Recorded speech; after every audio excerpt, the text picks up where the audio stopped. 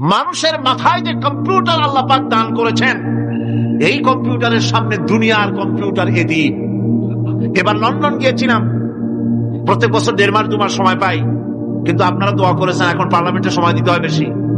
বিদেশের সফর কমে গিয়েছে, 10 দিনের জন্য গিয়েছিলাম। ওরা আমাকে একটা ডায়েরি দিল, সেই ডায়েরিটার ভিতরে ডিজিটাল ডায়েরি, এই ডায়েরির মধ্যে তারা বলল যে এরকম, এই যে কাগজটা আপনারা দেখতে পাচ্ছেন, এই রকমের কাগজের 10 লক্ষ পাতা লিখতে যত কাগজ লাগে, এরকমের 10 লক্ষ পাতার লেখা ছোট্ট এই ডায়েরিটার মধ্যে ঢুকাই দেওয়া যায়। 10,000 টেলিফোন নাম্বারের মেমোরিতে তুলে দেওয়া যায়।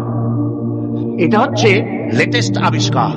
কিন্তু আল্লাহ পাক মানুষের যে ব্রেনটা তৈরি করলেন, পৃথিবীতে যা আছে এর সব কিছু একটা মানুষের ব্রেনের মধ্যে, সমস্ত তত্ত্ব, সমস্ত ফ্যাক্টস মানুষের মেমোরির ভিতরে ঢুকাবার পরেও আরো লক্ষ লক্ষ জায়গা বাকি থেকে যাবে, শূন্য থেকে যাবে, যা পূরণ হওয়ার নয়। এত বিশাল মেমোরি আল্লাহ পাক তার মানুষের মাথার মধ্যে তৈরি করে দিয়েছে। সুবহানাল্লাহ বিহামদি। দেখুন অবস্থাটা কি। আল্লাহ তার মানুষকে কিভাবে, রব কাকে বলে, রব কারে বলে, সুবহানাল্লাহ বিহামদি। চোখের সামনে রাস্তা দিয়ে চলতে গিয়ে চোখের সামনে সাপ দেখলেন, চোখ দেখার কাজ করেছে। চোখ কি করেছে? দেখার কাজ করেছে। এখন কি করবেন? চোখ কিন্তু দেখে বসে থাকি নাই, চোখ দেখা মাত্রই ট্রান্সমিট করেছে ব্রেনকে।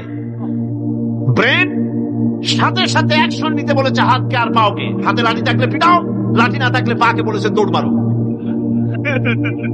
এই যে সাপ দেখলো, চোখ এটাকে পাঠাই দিল ব্রেনকে, ব্রেন পাঠাই দিল অ্যাকশনে হাতে আর পায়। এতে কিন্তু 1 সেকেন্ড সময় লাগে নাই, 1 সেকেন্ডের কয়েক লক্ষ ভাগের 1 ভাগের ভিতরে মানুষ অ্যাকশনে এসে গিয়েছে। সুবহানাল্লাহ।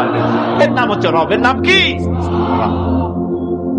তার অফুরন্ত সৃষ্টি। মানুষের হার্ট তৈরি করেছেন, চোখ তৈরি করেছেন। চোখে কিন্তু আমরা নেগেটিভ দেখি, চোখে আমরা কি দেখি? নেগেটিভ দেখি। এই নেগেটিভটা চোখ ক্যাচ করে ব্রেনের ভিতর থেকে পজিটিভ হয়ে কে বের করে দেয়। সুবহানাল্লাহ। কানে অসংখ্য শব্দ শুনি, কিন্তু কোন শব্দ তো জড়ায় যায় না। অসংখ্য শব্দ আমরা শুনি, যেমন রেডিও ঘুরাচ্ছেন, 9 ব্যান্ড রেডিও অথবা এর থেকেও বেশি ব্যান্ডওয়ালা রেডিও। আপনি যখন ঘুরাচ্ছেন কোন সেন্টার ধরার জন্য, অনেক সময় 4-5টা সেন্টার জড়ায় যায় না? জড়ায় কিনা? 4-5টা সেন্টার জড়ায় যায়, সর্বনাশ হয়ে যায়। কোনটা থেকে কোনটা শুনবেন? তো এইরকম করে আপনার কানের ভিতরে শব্দগুলি সব জড়াইয়া পাকাইয়া আপনার কানের মধ্যে একটা বিশ্রী আওয়াজ সৃষ্টি করে দিতে পারত। কে স্তরে স্তরে শব্দগুলিকে শোনার ব্যবস্থা করেছে।